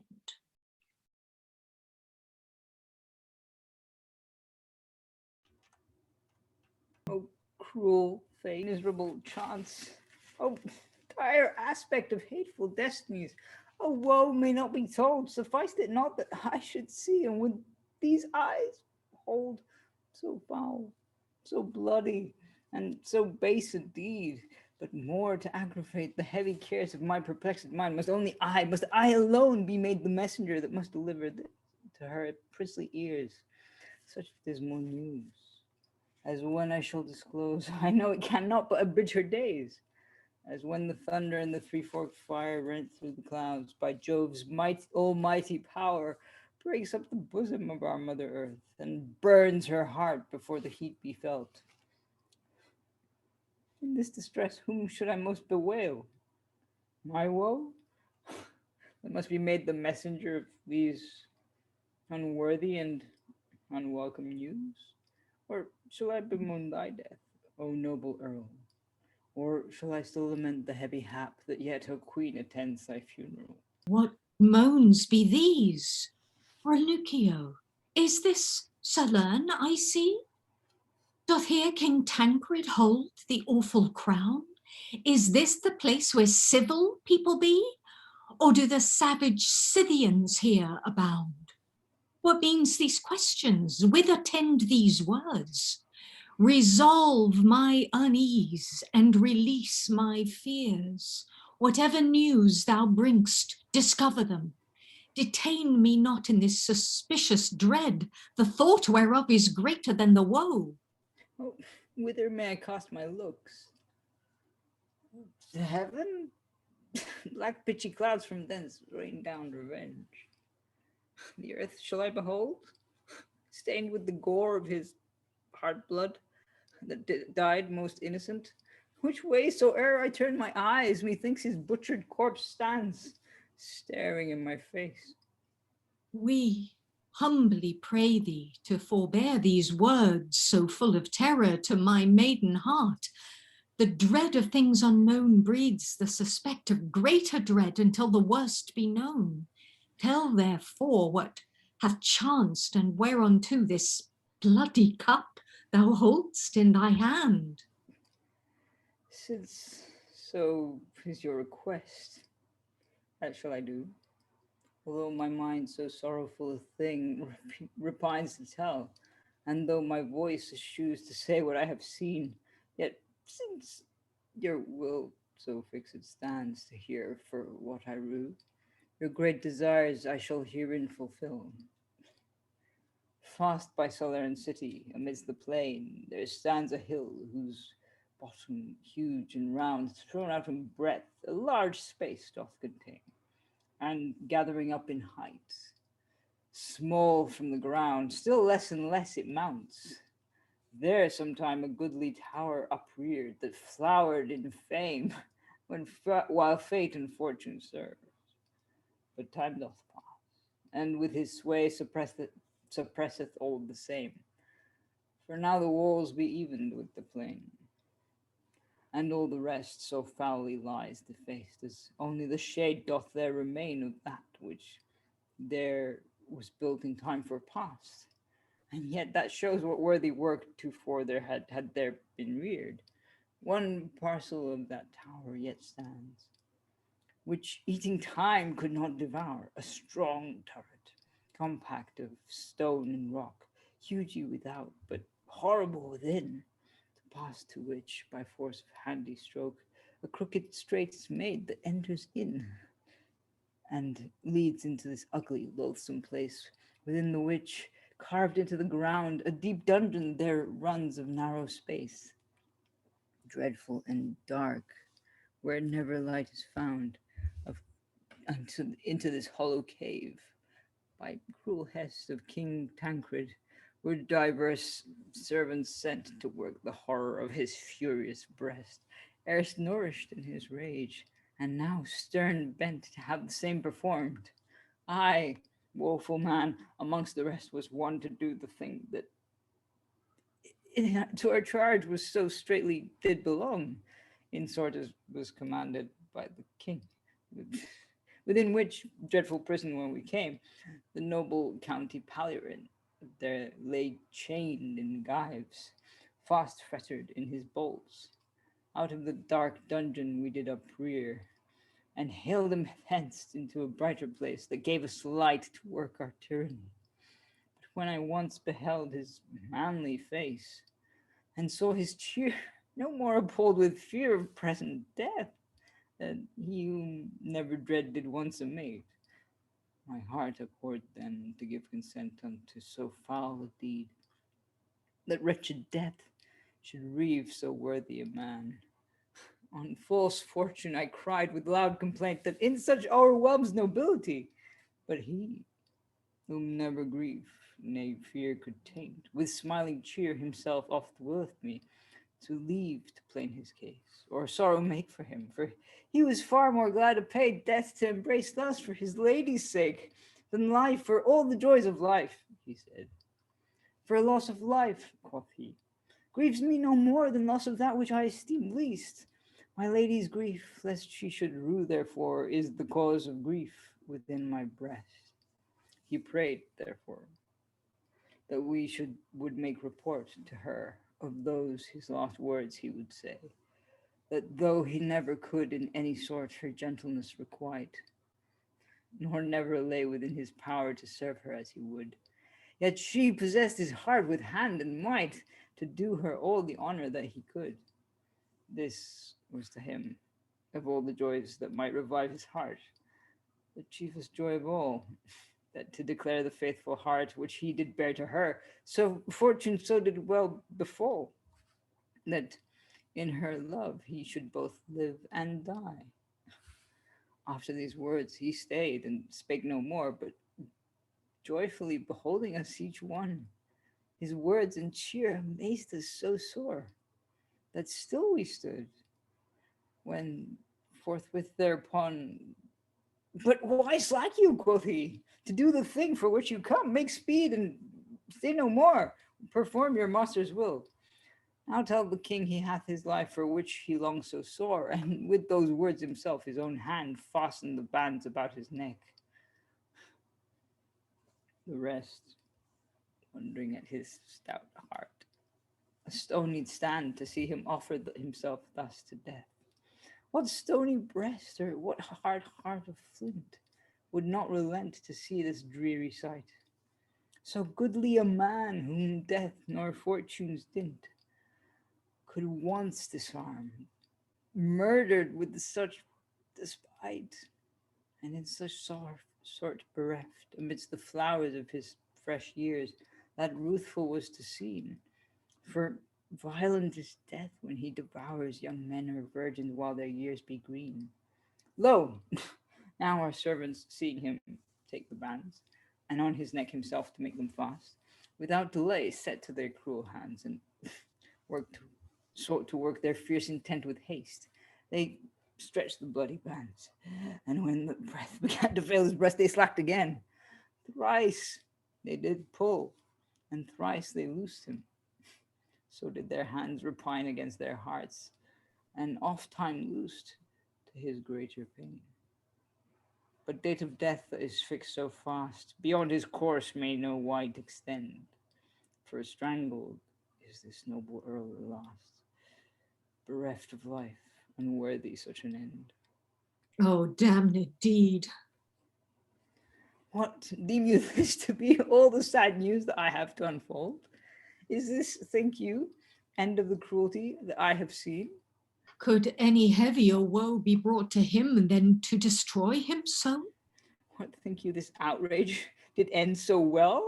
The horror of the fact, the greatest grief, the massacre, the terror is to tell.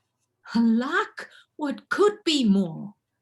They threw percase the dead body to be devoured and torn of the wild beasts. Would God it had been cast a savage prey to beasts and birds. But lo, that dreadful thing which e'en the tiger would not work, but to suffice his hunger, that hath the tyrant king without ruth commanded us to do, only to please his wrathful heart withal. Happy had been his chance, too happy, alas, if birds or beasts had eaten up his corpse. Yea, heart and all within this cup I bring, and am constrained now unto the face of his dear lady to present the same. What kind of cruelty is this you name? Declare forthwith, and whereunto doth tend this farther plaint? After his breath was gone, forced perforce thus from his panting breast, straight they despoiled him, and not alone contented with his death, on the dead corpse which ravenous beasts forbear to lacerate, even upon this our villains fresh began to show new cruelty.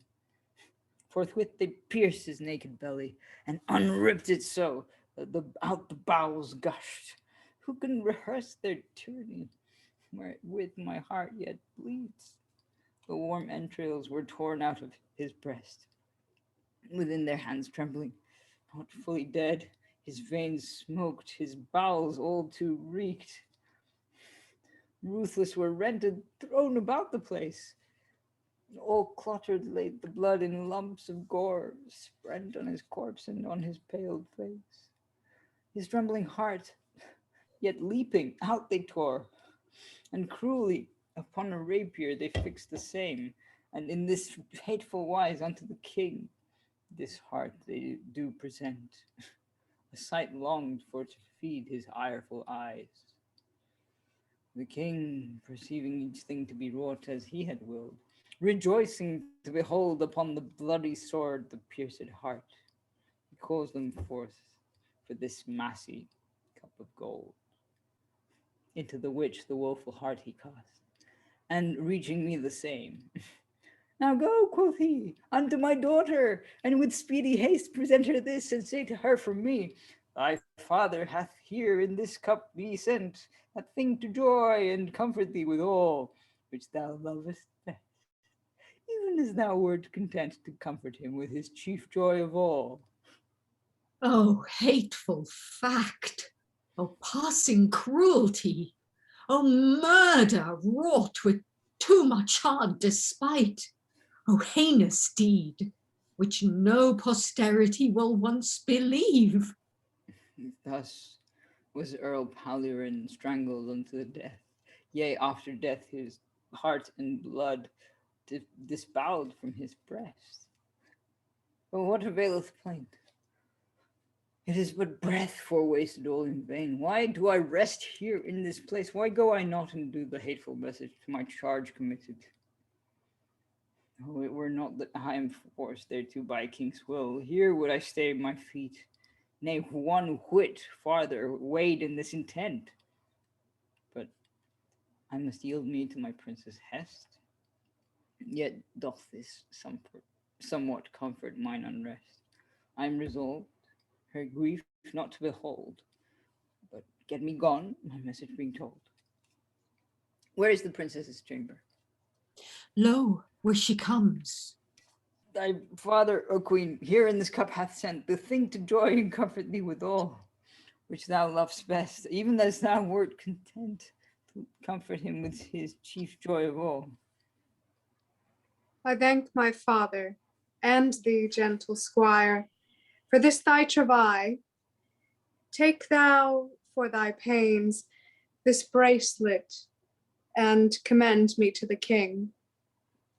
So now is come the long expected hour, the fatal hour I have so looked for. Now hath my father satisfied his thirst with guiltless blood, which he so coveted. What brings this cup? I thought no less. It is mine earl's, mine county's pierced heart. Dear heart, too dearly hast thou bought my love, extremely rated at too high a price. My sweetheart, sweet wast thou in thy life, but in thy death thou provest passing sweet. A fitter hearse than this of beaten gold could not be allotted to so good an art. My father therefore well provided thus, to close and wrap thee up in massy gold, and therewithal to send thee unto me, to whom of duty thou dost best belong. My father hath in all his life arrayed a princely care and tender love to me, but this surpasseth in his later days to send me this, mine own dear heart, to me.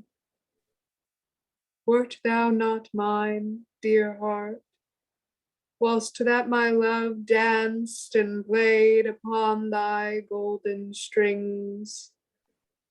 Art thou not mine, dear heart, now that my love is fled to heaven and got him golden wings? Thou art mine own, and still mine own shalt be, therefore my father sendeth thee to me.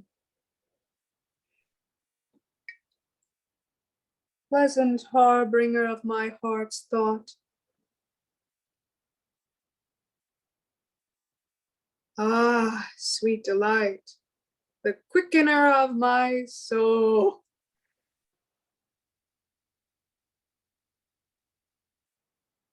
7 times accursed be the hand that wrought thee this despite, to mangle thee so foul.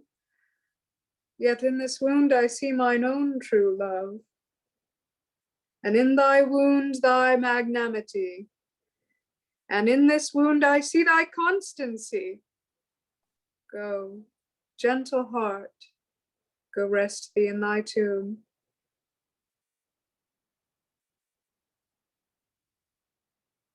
Receive this token at thy last farewell. Thine own true heart anon will follow thee, which panting lusteth for thy company.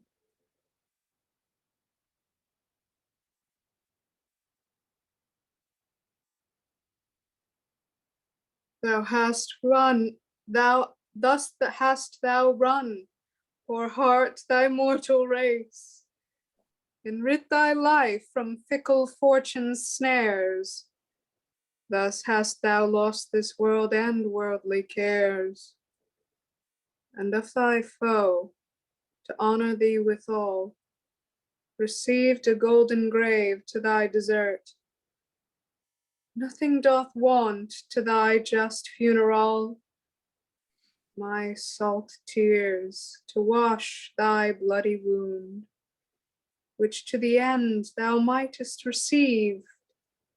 Behold, my father sends thee in this cup of gold, and thou shalt have them, though I was resolved to shed no tears, but with a cheerful face. Once did I think to wet thy funeral only with blood and with no weeping eye. This done,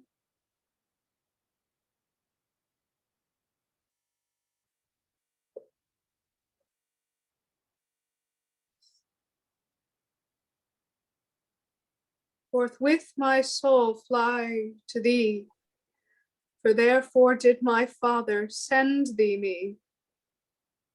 Ah, my pure, pure heart, with sweeter company or more content, howsoever may I prove to pass all places unknown to thee. Why did I not die therefore? Why do I stay? Why do I not this woeful life forego, and with these hands enforceth this breath away? What means this gorgeous glittering head attire? How ill beseem these billements of gold, thy mournful widowhood? Away with them. So let thy tresses, flaring in the wind, untrimmed, hang about thy bared neck.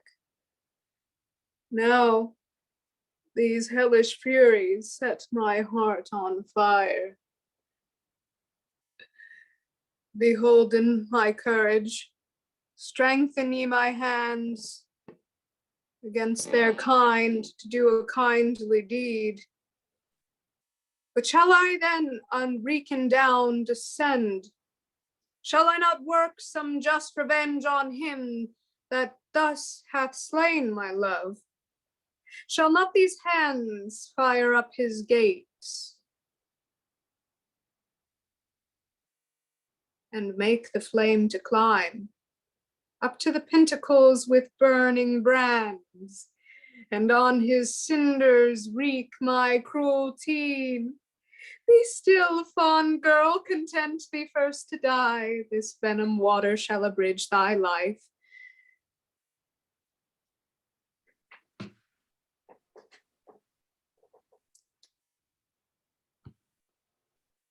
This for the same intent provided I, which can both ease and end this raging strife. Thy father by thy death shall have more woe than fire or flames within his gate can bring. Content thee then in patience hence to go. Thy death his blood shall wreak upon the king. Now not alone, a grief to die alone, the only mirror of extreme annoy. But not alone thou diest, my love, for I will be co-partner of thy destiny. Be merry then, my soul, canst thou refuse to die with him that death for thee did choose? What damned fury hath possessed our queen? Why sit I still beholding her distress? Madam, forbear, suppress this headstrong rage.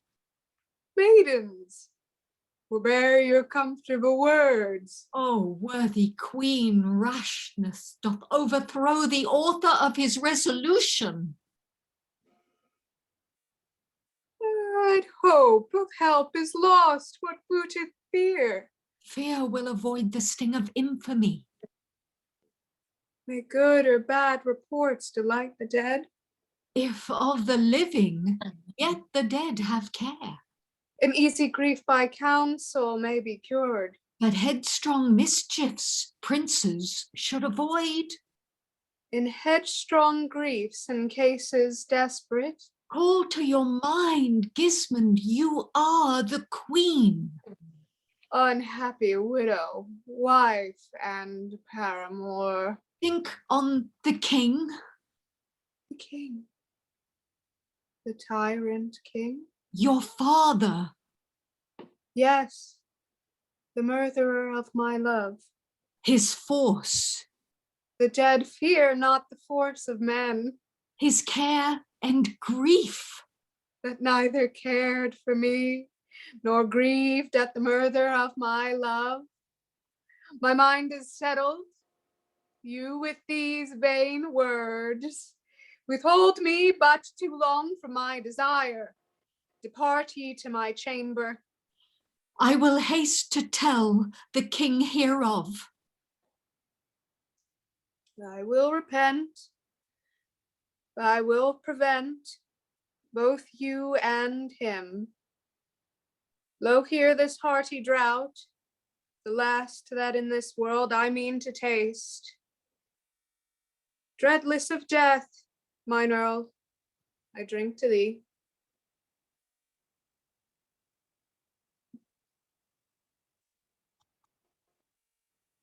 So now work on. Now doth my soul begin this light, wherein there is no love of parents to their children, no love of princes to their subjects true, no love of ladies and their dearest loves. Now pass I to the pleasant land of love, where heavenly love immortal flourisheth. The gods abhor the company of men. Hell is on earth, yea, hell itself is heaven. Compared with earth, I call witness to heaven. Heaven, said I? No. Hell record I call. And thou, stern goddess of revenging wrongs, witness with me, I die for his pure love that lived with mine.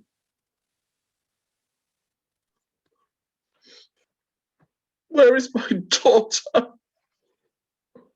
Behold, here, woeful king. Hear me, break heart, and thou fly forth my soul. What doth my daughter Gismund take it so? What hast thou done? Oh, let me see thine eyes.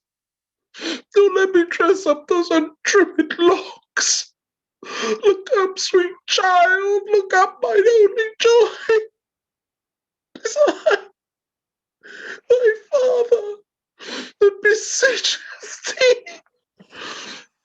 Bear up thy body, strain thy dying voice to speak to him, sweet Gismund, speak to me. Who saved my soul? Who thus disquiets me? 'Tis I, thy father. Ah, behold my tears like pearl and dew that trickle down my cheeks to wash my silver hair. O Father King, forbear your tears, your plaint will not avail. Oh, my sweetheart, hast thou received thy life from me, and wilt thou to requite the same yield me to death? Yea, death and greater grief, to see thee die for him that did defame thine honour thus, my kingdom and thy name. Yes, therefore, Father gave you life to me, that I should die, and now my date is done.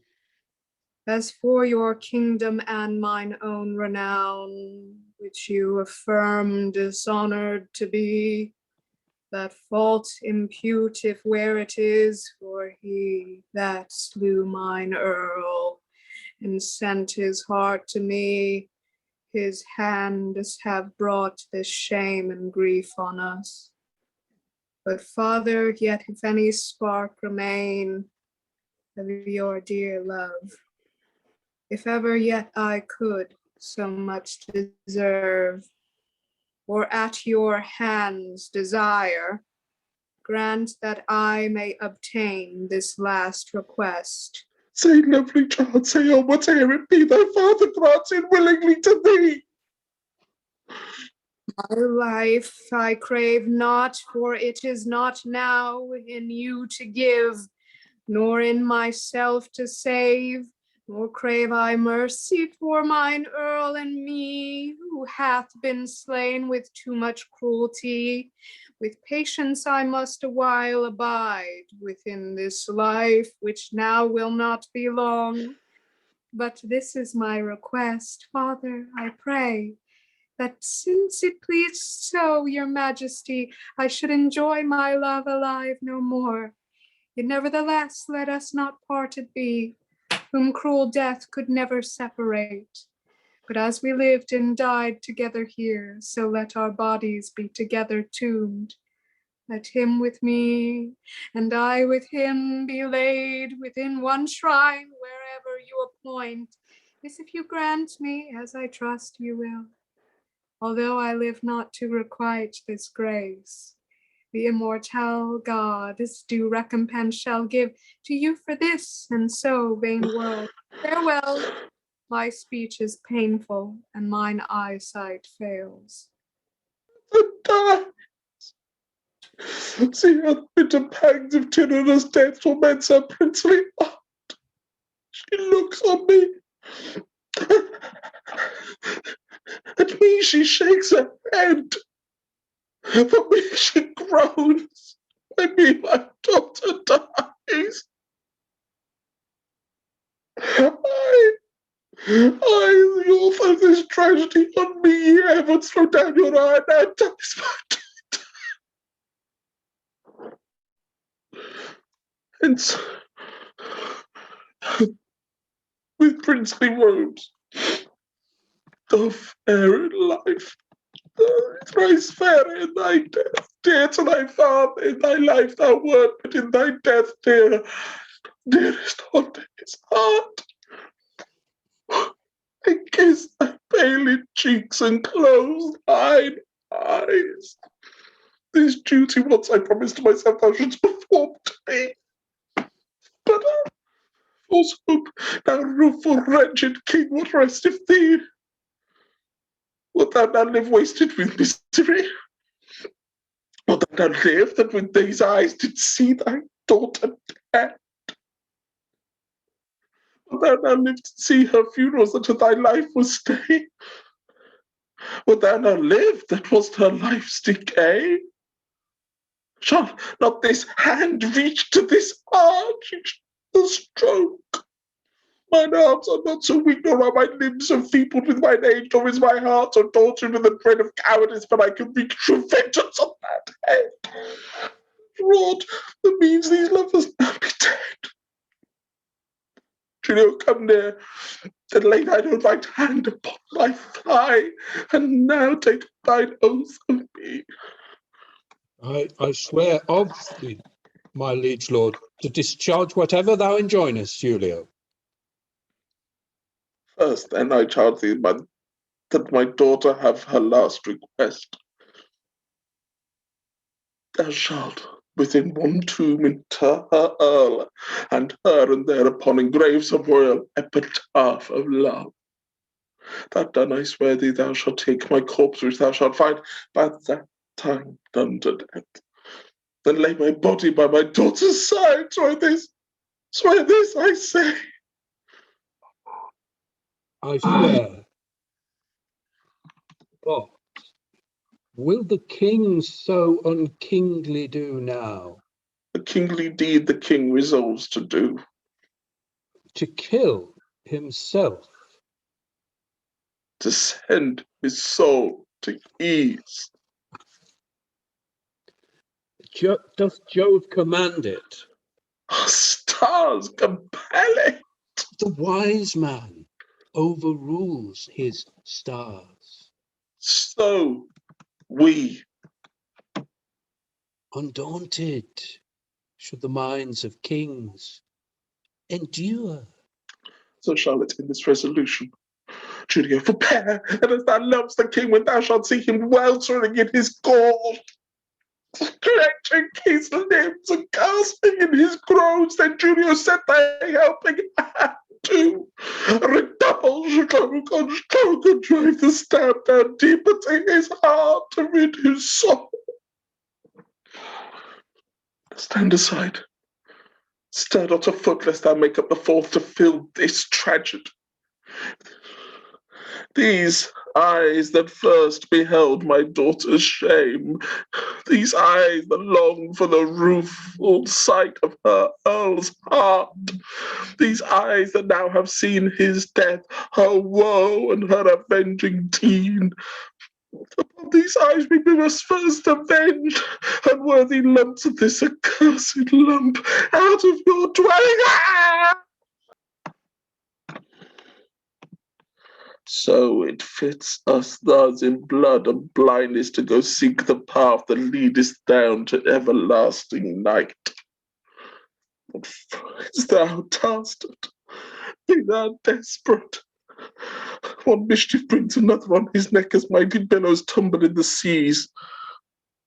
Now, daughter, seest thou not how I immerse my wrath that thus bereft thee of thy love upon my head? Now, fathers, learn by me, be wise, be warned to use more tenderly the jewels of your joys. Daughter, I can't.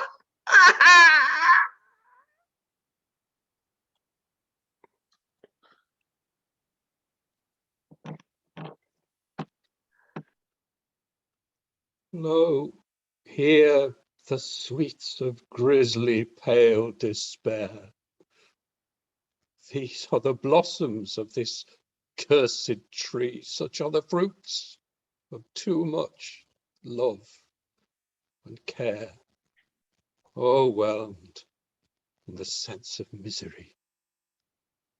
With violent hands he that his life doth end, his damned soul to endless night doth wend. Now resteth it that I discharge mine oath to see the unhappy lovers and the king laid in one tomb. I would be very loath you should wait here to see this mournful thing, for I am sure, do ye all to wit, through grief wherein the lords of Salerne be, these funerals are not prepared yet, nor do they think on that solemnity. As for the fury, ye must understand now she hath seen the effect of her desire. She is departed and hath left our land, granting them this end unto her hellish ire. Now humbly pray we that our English dames may never lead their loves into mistrust, but that their honours may avoid the shames that follow such as live in wanton lust. We know they bear them on their virtues bold, with blissful chastity so well content, that when their lives and loves abroad are told, all men admire their virtuous government, worthy to live where fury never came, worthy to live where love doth always see, worthy to live in golden trump of fame, worthy to live and honoured still to be. Thus end our sorrows with the setting sun. Now draw the curtains, for our scene is done.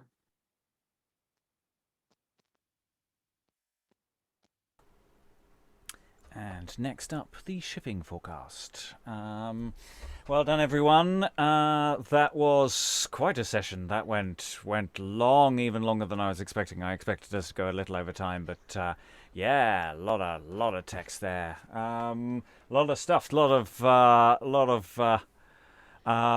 blood. Lot of bodies lying around. And someone I need to let back into the room.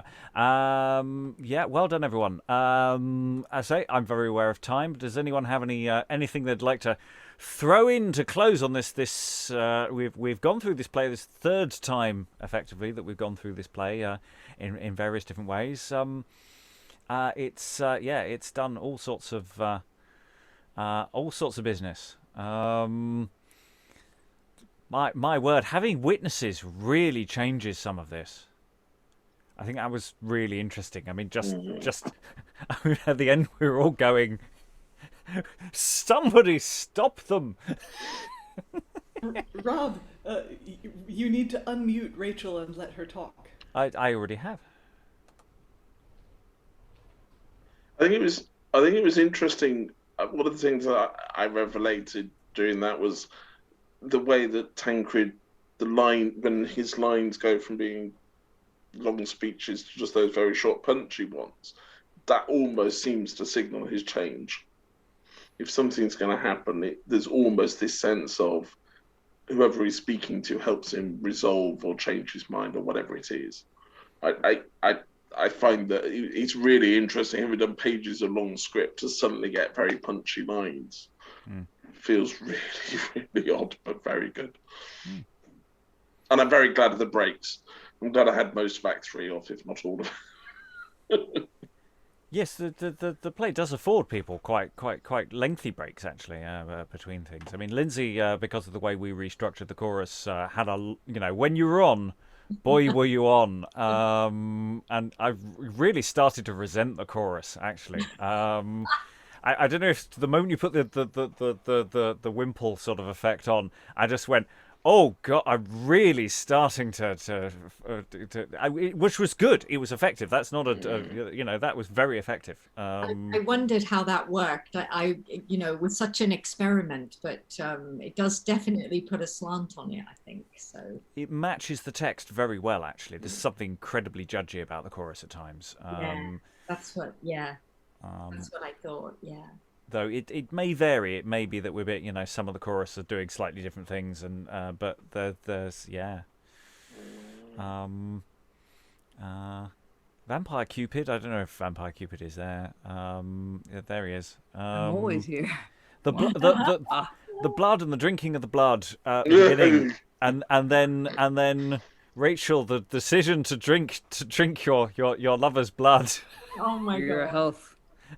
Yes, we were screaming quite loudly. That was very effective. We should point out that's not technically in the text in absolute terms. There's so good though. So good. There's kissing the goblet and actually drinking it, but really works. How do you kiss a heart that's in a cup? That's the I thought it was just kiss the cup. I didn't think it was. Well, this horrifies the audience because we can't quite see it. So we all sort of feel it, and it's awful. I guess the other alternative would be to reach in there and pull out the thing and be rag all over your face. But oh my God, Eric, that's so scary. It's the horror movie thing. Sorry. The horror movie thing of whether seeing the monster or the monster being implied is more scary, and Rachael chose to imply that the monster was within the mug, and I believed her. I did too. It was quite amazing, really. Quite amazing. So I'm very aware of time. I don't want to keep you any longer because it's past our bedtimes. Frankly, I'm probably Cupid has shit to do. Other lives to ruin. Automatic to repaint. Yeah. Well, litany to recite. So Yeah, absolutely. Totally. So I'm going to say thanks to all the performers.